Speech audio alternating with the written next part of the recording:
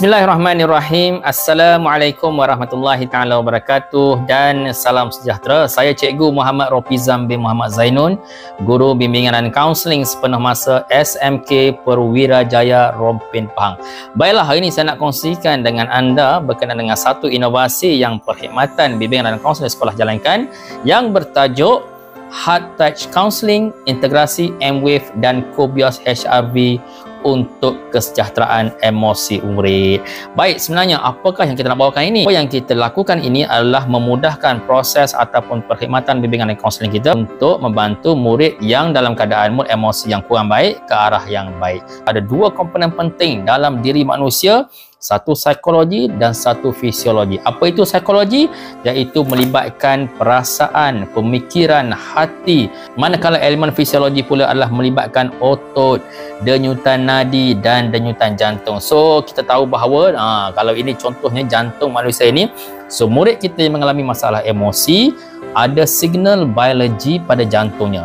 Adakah emosi dia okey atau emosinya sebaliknya tak okey? So, semua ini kita baca menggunakan alat AI M-Wave Biofeedback ini, okey, yang mana kita dapat kesan klien kita itu dalam keadaan yang mood yang bagaimana. Contohnya, katakanlah dia dalam keadaan yang mood gembira kan, happy, so kita akan dapat graf yang macam ni.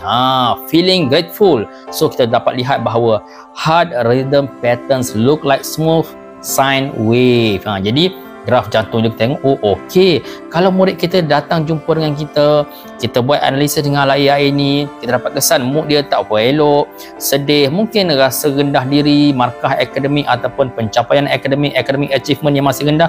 So, terus kita dapat lihat bahawa heart rhythm patterns are jug and chaotic, iaitu nampak bahawa dengan alat AI ini emosi klien ataupun murid kita dalam keadaan macam mana. So, apa kelebihannya? So, dengan alat AI teknologi ini, kita dapat bantu untuk narrow scope ataupun fokus murid kita untuk kita bantu apakah bentuk penyelesaian ataupun intervensi yang paling sesuai. Dan apa yang lebih menarik adalah dapatan daripada analisis yang kita jalankan menggunakan alat M-Wave Biofeedback ini.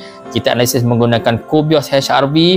Okey, bila kita analisis data, kita jana data ini, perubahan kesan daripada pre dan post, iaitu sebelum dan selepas intervensi dijalankan, kelebihannya adalah, impaknya adalah kita dapat lihat kesan perubahan emosi murid yang jelas secara data saintifik melalui janaan sistem AI.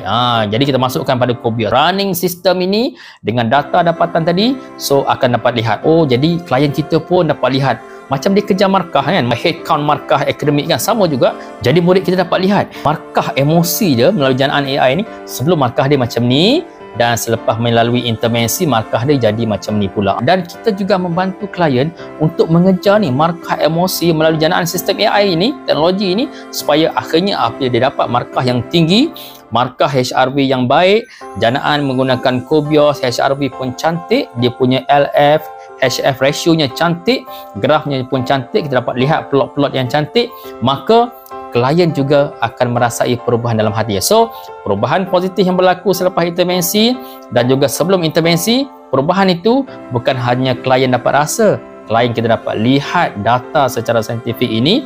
Jadi kesimpulannya, penggunaan alat AI M-Wave Biofeedback ini yang dapat mengukur keadaan jantung murid kita, jantung, hati, perubahan emosi ini dengan menggunakan sistem AI yang kita gunakan, telah membantu banyak memudahkan proses dalam perkhidmatan bimbingan dan kaunseling di sekolah. Jadi setakat itu saja perkongsian saya. Assalamualaikum warahmatullahi taala wabarakatuh.